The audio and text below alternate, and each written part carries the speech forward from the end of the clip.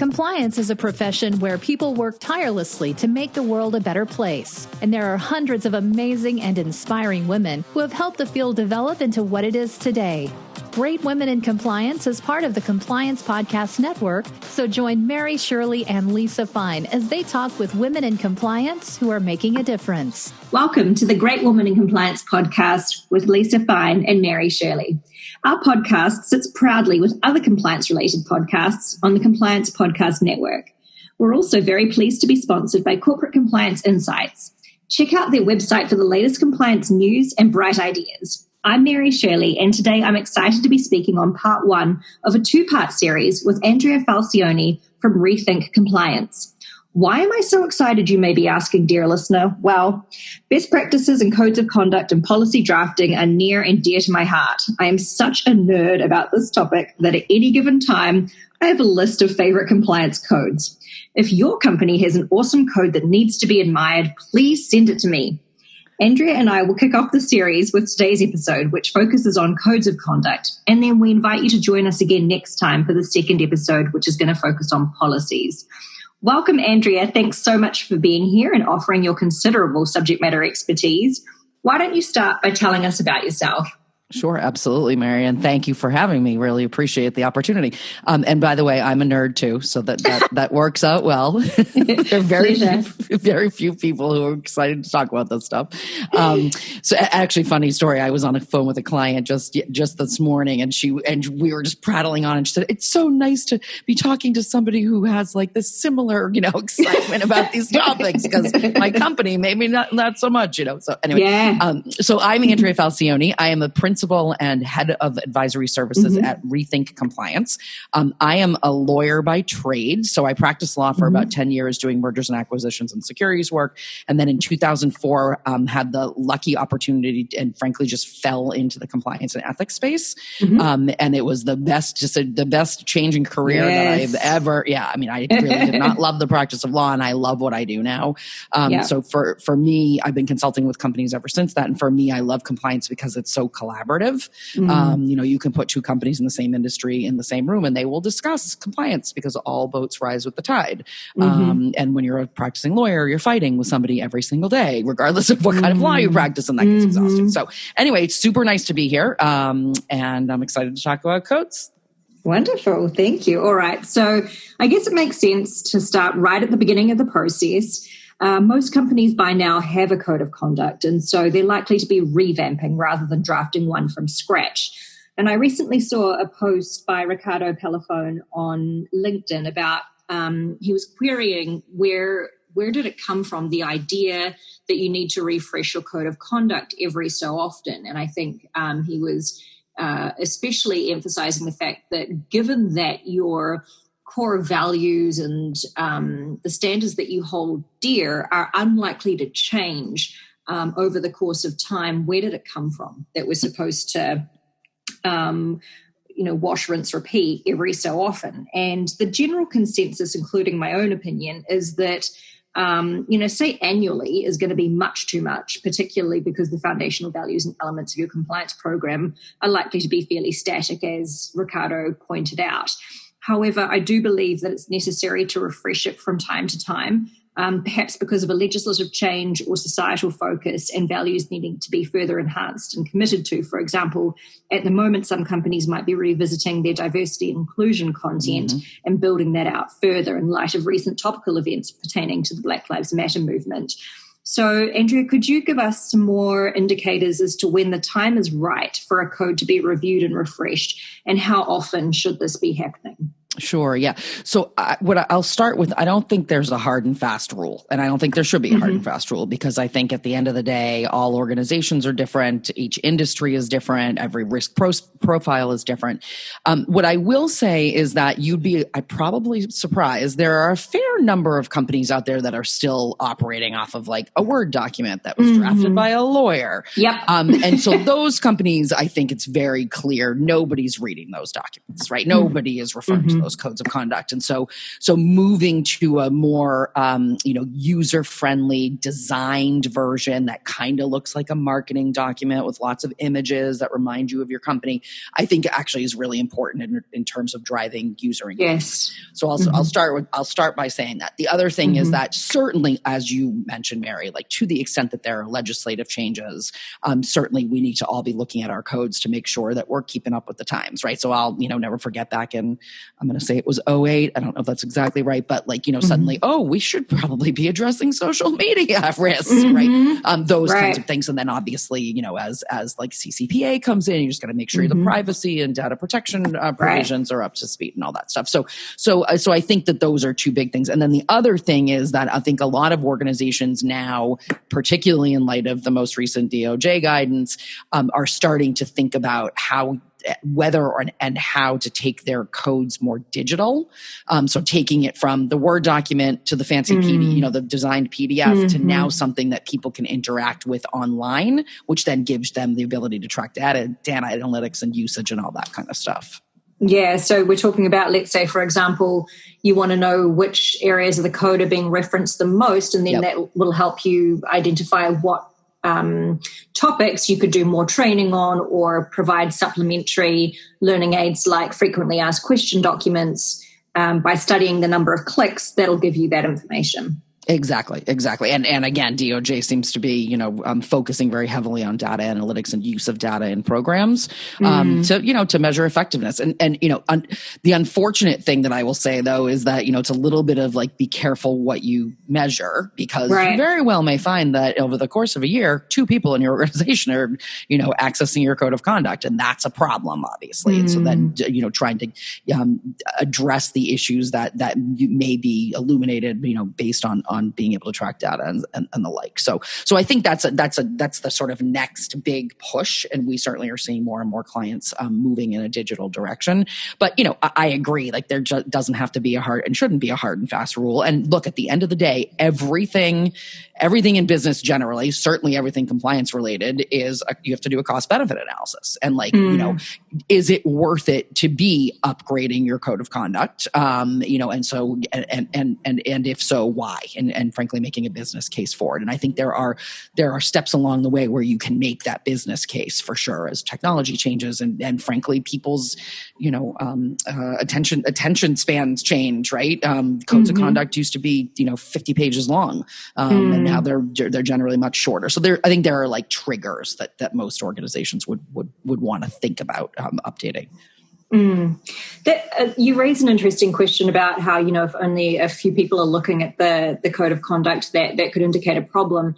For me, I would have thought that typically people will be referring back to the code of conduct a little less frequently than your rules and standards that are addressed in policy documents. And the reason for that is that, on any given day, I'm not going to be like, should I sex traffic someone else today? I better look at the code of conduct and see what it says about that, right? Like, so the basic principles, I think most people will know. And then it's things like, what amount of gift can I spend? I better check the gifts, meals, and entertainment policy and look at that. So do you have any thoughts on what would be expected in terms of how often really people should be going back to review the code of conduct in terms of frequency at a point where it would cause concern? So it's a good question. And I'll preface my answer by saying, I think we're going to start to learn a lot more, right? Most organizations are not yet tracking this kind of stuff, or if they are, they're in the very early stages. So I think we as an industry of, organizations supporting compliance programs and supporting clients, are going to learn a lot. And I think our clients are going to learn a lot. But what I would say is that I definitely think you would expect or should expect people to be accessing the code certainly like around the time of a code of conduct training, for example, right? Mm-hmm. Yep, I mean, how many people are just saying, yes, I've read the code of conduct, right? And just checking that box. So that's one thing you certainly would want to see. Yeah. Mm-hmm. And then the other thing is that as more and more organizations go digital, the code of conduct can become kind of like your policy portal, if you will. Yeah. Where, okay, I don't, and let's be honest, whether companies are using a SharePoint site or some fancy policy management tool to house their policies, a lot of times employees don't know where that is. It's not top of mind, right? So if you can think of code as like, oh, my one-stop shop, and you can get down into the deeper areas and start to use it that way, then I think obviously you would expect and hope to see higher usage in that regard. Yeah, absolutely. If you were to have like an app on your phone, which is your code of conduct, and then embedded within each of the hot topic areas, there is a link that takes you to the specific policy on that. I think that'd be rad. Exactly. Are you seeing that much at the moment, or is still pretty early steps for most companies? So I think early steps for most companies, but again, more and more companies moving in that direction for sure. And actually, I shouldn't quite say that, because even a lot of what I'll call, and I don't mean to sound pejorative, but like what I'll call kind of static, designed PDFs, they often even include, links to policies that you can get to, right? It's just that people don't have those things on their phone typically. Whereas when you move to a digital version, then you're going to be more likely that people are going to be able to access it from any device and in any place, almost literally at this point in the world, right? So I think more and more organizations are moving in that direction for sure. And again, at the end of the day, a lot of times employees don't know where to turn. And so if you have that one place to go to, I think it can be really helpful. Awesome. Okay, so another step for early on, once you've decided that the time is right for a review, how should you get started with the project, and what are the key considerations? Yeah. So what I would say is, again, I recommend to clients, like, do eyeball it annually anyway, again, just to make sure there's nothing that's changed from like a legislative perspective or a risk profile perspective or whatever.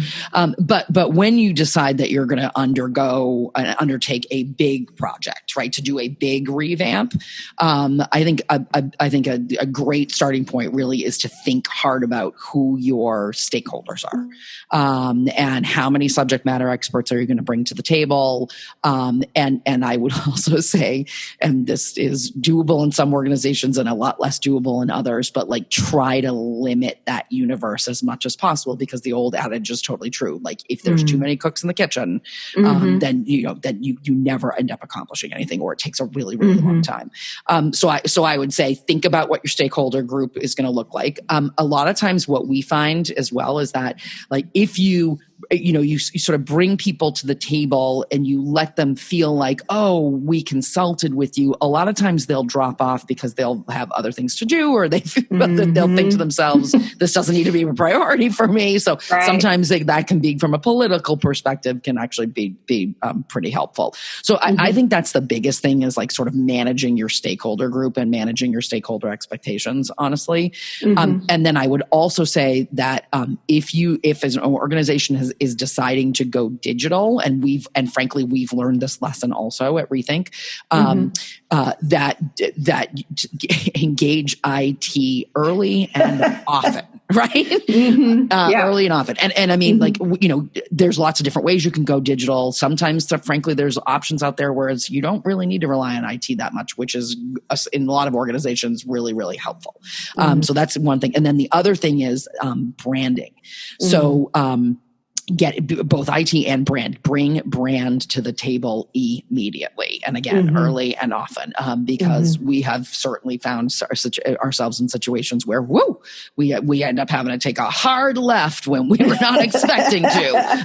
And rather than maybe not to fully derail a project, it certainly slows things down, So those are a couple of the sort of tips that I would give as you're thinking about moving forward with a project like that. Yeah, and some of our longer listeners will be familiar with the fact that I learned a lesson the hard way in not bringing comms and marketing into a project early enough. And so it's pretty key, that branding perspective. So you've touched on this next question a little bit already, but let's build out on it some more. So older generation codes tended to be written by lawyers for lawyers. There was a lot of heavy text on a page with no design element to make the content easier on the eye to absorb. And then a shout out to Ricardo again, in Times New Roman font. And honestly, there's a big company in pharmaceuticals that I saw their code recently, and it looked exactly like this. And you sort of think, wow, big company, highly regulated industry. It's surprising that they haven't sort of moved with the times. So what has been the evolution of codes that you've observed, Andrea? So as you said, I talked a little bit about, the kind of going digital and the DOJ, emphasis on data analytics. But I will say when it comes to like the content, so the words on the page, right, to Ricardo's point, I think that evolution is really about understanding how your audience consumes information now. And the fact that frankly, all of us have very short attention spans. I mean, I am a technological nitwit but yet I get a lot of my news on Apple News on my iPhone. Right. So like if even somebody like myself and potentially you, Mary, as well, the way I consume information has changed dramatically. And so there's this the concept / phenomenon called screen and glean, where because we're getting so much information on these little computers in our pocket that like if there's a lot of words on a page, like nobody's reading them. And so it's really about learning how to communicate with, and this is true for any compliance content, frankly, but certainly in codes, communicate the what you need to get across. You don't need to do a dissertation on what the FCPA requires. You don't. And in fact, I don't think regulators expect you to be doing that. And because that's not going to be effective, because again, people they're just going to absolutely check out, frankly. Right. So I think that's a big evolution that I've seen. And then also practical guidance, right? So just, again, the FCPA, like, okay, so the FCPA says that I can't bribe, but like, what does that mean for me as an employee of this organization in the role that I play? So giving practical examples and like, this is what this means for you, not this is what the law says. So those are I think the biggest changes that I've seen, again, from a content perspective. We talked a little bit about the other stuff before. Can I go back for 1 second, by the way? Yeah. So just back to your prior question, one of the other things that I had in my mind and then it went out of my mind and now it came back, is getting user feedback. And this actually factors into this point too. Most organizations, I think, do not get user feedback, and it's really, really powerful to get that feedback. Both like, hey, what do you think of this current code of conduct that we have? What's good? What's bad? Do you use it? If not, why not? And then also feedback on like, as you're going, taking a project down the road, doing a prototype and then asking those same people, like, does this work better for you? Would you find this more useful? How do you get your information, right? Would an app work for you? Do you think you'd use it? Like, so really seeking the feedback of the people that you're trying to influence. Yeah, I think that's a good idea. And one of the things that I'd like to implement shortly, and be interesting to see if I get any takers, is putting a request out to the business and asking essentially who wants to be on my sort of like a consumer insights panel, except of course it's like an internal stakeholder panel. So the people who put their hand up, and ideally there would be more than zero, would be interested, right, in speaking about the compliance program and giving some really thoughtful advice on it. So I'm thinking that these little sort of consumer research panels would be a good way in which to seek that kind of feedback, and of course feedback on all aspects of the compliance program. But as you point out, the code of conduct, I think, is something that we get really excited about because we own it, or HR owns it in partnership with us. But we just feel a very strong sense of possession over it, and then put blinkers on about making it awesome and usable, and then forget that, in fact, it is for literally the entire company. So why not speak to representatives from different areas to help you design it so that it's appealing to your audience, not just what you think will be appealing to your audience. Absolutely. And by the way, I love that idea. Mary, I think that's across a compliance program, generally, not just code. I think that's a great idea. And I'll share a little bit of inside baseball here for me. So as I'm on the business side, obviously, in my various organizations. I've also been a chief ethics officer, but it's nothing is more frustrating, frankly, when like the compliance department, foists these requirements on you, processes, procedures, and you think to yourself as the business person, do you have any idea how we even run this company? Mm-hmm. Do you have any idea like how we actually do business? Like that's so frustrating as person in the business. So what you just described is a great way to try to hit at that too, right? And then to the extent that you give people ownership and they feel like, oh, I was a part of this, then they become ambassadors for you, right? Totally. Yeah. So I think it's a great idea. I love it. Thank you. And the reason why I thought it would be preferable over other techniques that I love but don't want to sort of saturate the market with.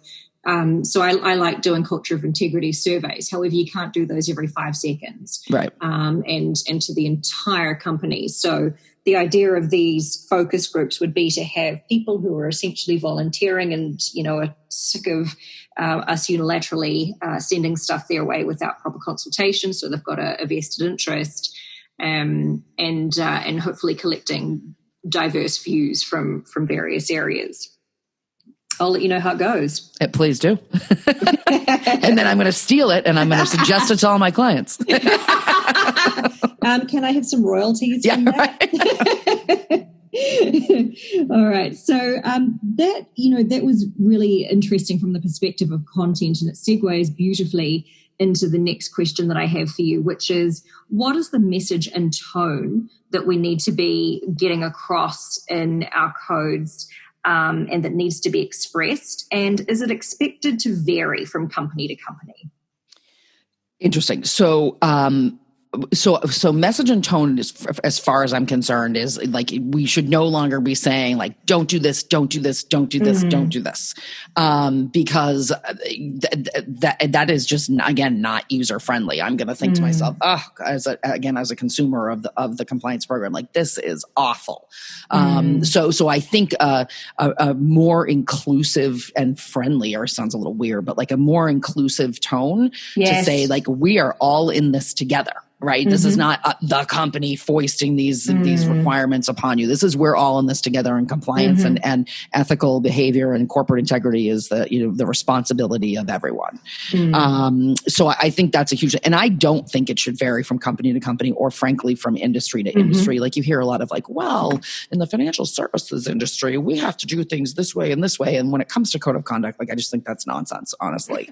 I just do. I think there's a lot of hiding behind, oh, we're heavily regulated in certain industries. So, I just think trying to have a tone that is more conversational and speaking to it rather than at your users is incredibly important. Yeah, and I must say, and I want to be clear before I mention this, Rethink is not sponsoring this episode. They've not paid for any kind of promotion from us. But I did want to point out, the Hyatt Hotels Code of Conduct, I believe, is one that you guys created, and it is right up there of current favorites for me. And it really beautifully, and amongst other code best practices, one of the things that's really done well, I think, is the inclusive language. And it is an exemplary code for being values-based rather than rules-based, which is one of the points of evolution that I've observed over the last several years. So kudos to you guys for creating something that I think is just so effective as a code and really is top shelf for what we all should be striving towards. And if you want an example of something that, what Andrea is talking about in terms of inclusive language, please do check it out. It's a phenomenal document. And in fact, I think you know this, Andrea, but it inspired for me part of my communications campaign. So I think it's a fantastic document, and you guys did an awesome job creating it. Well, first of all, thank you very much. I totally appreciate that. And then I have to give shout out for the fact I had nothing to do with it. Like individually, I wasn't even at the company at the time. So thank you. I'll pass it along. Please. A couple things that I really like about that one, though, is that is the whole concept of like being transparent and trying to like, because there's a lot of consternation in the compliance world in general, which frankly comes a lot from HR and employment lawyers. And that's a whole different podcast. But of, being transparent about like the outcome of things and how things work and all that. And I like that code because it has the, hey, if you make a report, here's what's going to happen, right? This person's going to talk to you, then it's going to, then we'll move down to this part of the process. And it gives you like a process chart so that you know what's coming. I mean, like how scary is it to actually pick up the phone and like report something? I've done it before and like, it's not easy. And so like to have like to provide a little bit of transparency like that code does, I think is really great. And kudos to them for thinking that was important too. And then on the values thing I wanted to mention. So interestingly, you mentioned the Black Lives Matter movement and, racial justice and stuff. Like it'll be interesting to see what happens. Like companies might start to change their corporate values because so many codes are now values based might mean that codes of conduct are going to have to, at least be refreshed to reflect new value statements and stuff. So, it'll just be interesting to see what happens there because I agree more and more codes are certainly tied into corporate values for sure. Yeah, great points there, and I'll just share off the back of your examples of the facets that you found really impactful. The bit that inspired me to create a communications campaign was specifically on the transparency on pages 6 and 7. It talks about speaking up essentially, and it sets out expectations for the staff as to what they will get in return, essentially, what they can be assured of when they speak up. And I think it's so key because there is a misconception oftentimes that, if you report something, it will automatically result in an investigation and the person that you hate will get fired, or there's no point speaking up because no one's going to do anything about it, so I won't.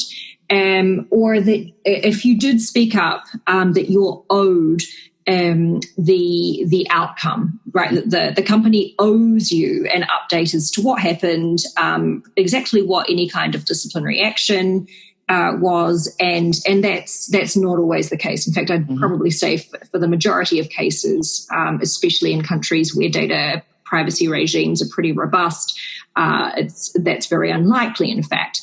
But this for me was really important because it set out things like, instead of harping on the negative, which is just because you report it doesn't mean there'll be an investigation. Right. It said, for what you can expect that we will take action. And I thought that was a lovely one because, as compliance officers, we will read and review everything you send to us. And so the communication that I made expressly said that because that is true, and I just felt like we don't let people know that enough. So without plagiarizing Rethink's document, it was really inspirational to me for creating something similar in terms of what are our expectations for ourselves as investigators in terms of what we owe our colleagues and what can they expect when they take that, as you mentioned, quite a bold step in speaking up. So if anyone is listening and is thinking about their own campaign, I really enjoyed creating that one and would encourage you to take a look to see what I mean in terms of that transparency, pages 6 and 7 of the Hyatt Hotels Code of Conduct. The other thing is that, it's not just what we, the company, expect of you, the employee. You are expected to raise issues. You are right? It's you should expect some things back too, right? You should expect to be treated professionally. Exactly. You should expect communication. Again, it may not be the outcome, but you should expect that we will communicate with all those things. Which I agree. I think it's a great approach in that code for sure. Yeah, and it was a great, if I remember correctly how it was stated, was that you can expect to be treated fairly, and that was a wonderful segue into you will not be retaliated against. Because, of course, we know that pretty much always pops up as the number one reason why people do not speak up and benchmarking reports. So you've really got to get at it. And so, yeah, I thought it was fantastic. Thank you.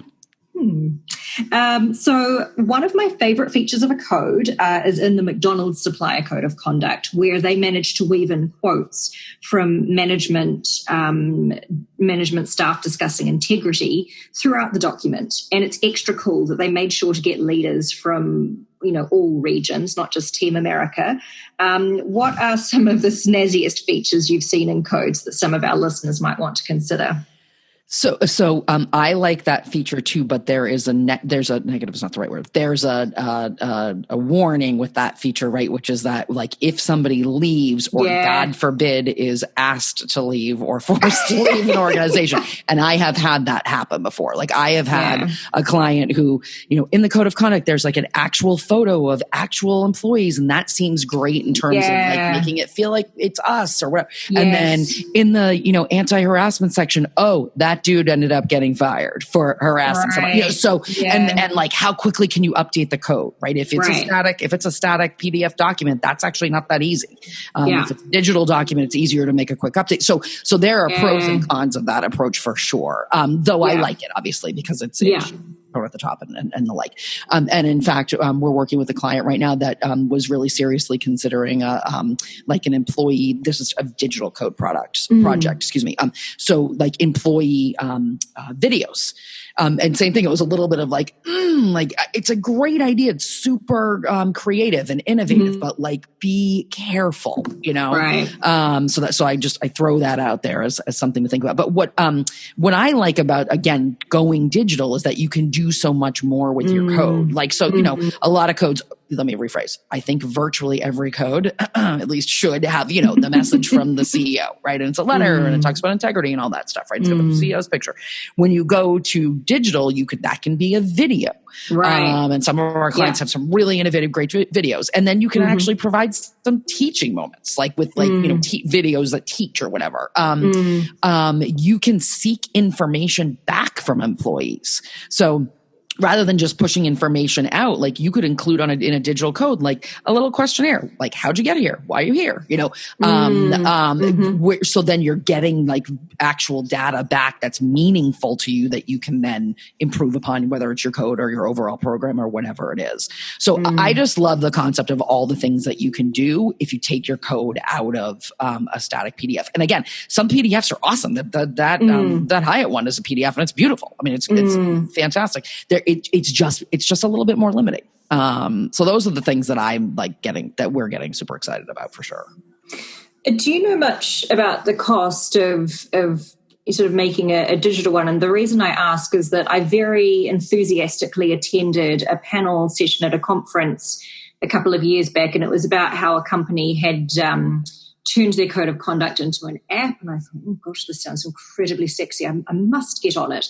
And I spoke to a gentleman afterwards who'd been involved in the creation of it. And I said, well, what's the investment financially? And he said, basically the price of a house in New Zealand. So I fell over and thought, gosh, that's pretty steep. Yeah.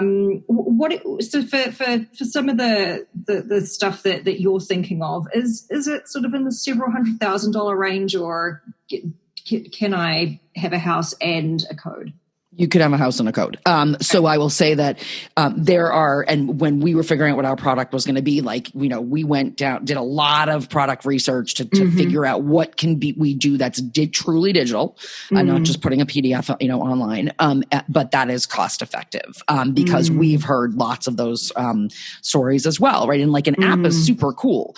We literally talked to a client once who told us that they went the app route, and then they had to basically change corporate policy so that every single person was then issued an iPhone, because they only wanted to pay for like the iPhone app and not the Android app. And like, whoa, what? Like, you did what? Like, that can't be what happened, can it? Right? So like, we were shocked. And then it's expensive to update apps. So like, there's a lot of really cool things that you do. And again, back to what I said earlier, like, everything's a cost benefit analysis. Like, what is your goal, and can you get there in a manner where you'll still have some budget to do some other things that you need to do in your program? So yeah, it does not have to be multiple hundreds of thousands of dollars. I can certainly tell you that. I'll never forget. Quick anecdote, not related to code, related to training, but I was at a conference once, and I won't name the company, but they did this like super cool scavenger hunt thing where like they had people like going all around, like I think it was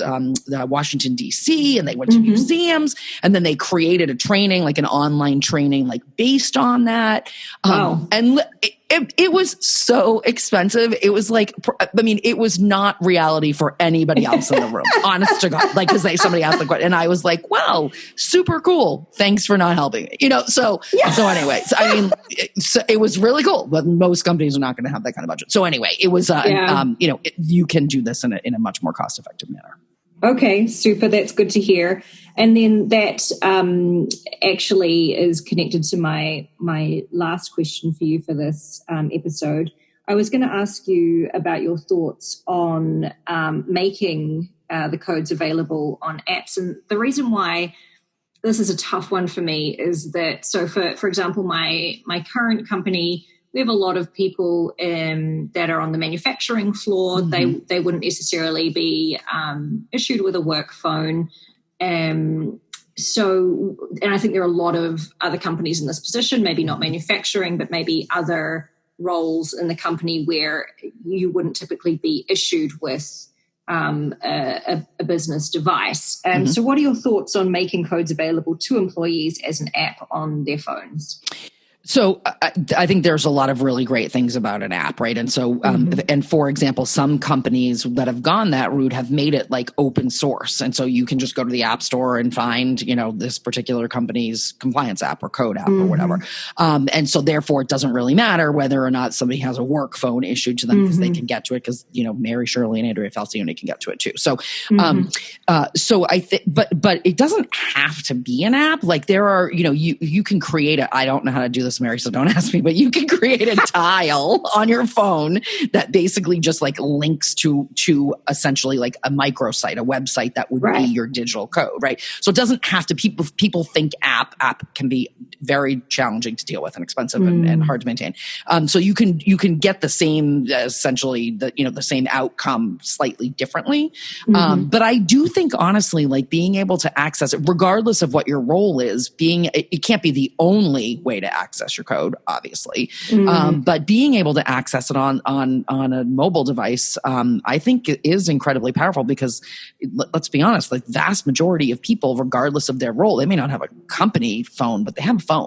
They have a mobile device. Not everybody, obviously, but the vast majority of people do. So I think it is important, but I don't think it has to be an app per se. Okay, perfect. Well, that brings us to the end of the prepared questions that I had on codes of conduct. Do you have any final thoughts for us, Andrea? My only final thought would be that the other thing to think about as you're working on a code of conduct project is like, what's your launch strategy going to be, right? How are you, like, now you've done, like, so as you said, we get all excited about this. It's the cornerstone of our programs. They're beautiful. They can be right.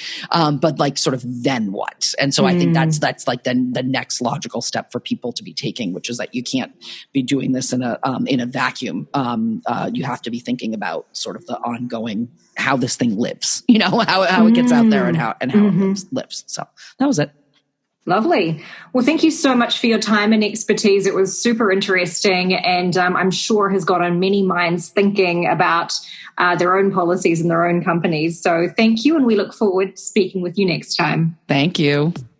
Thanks for joining us for this episode of Great Women in Compliance.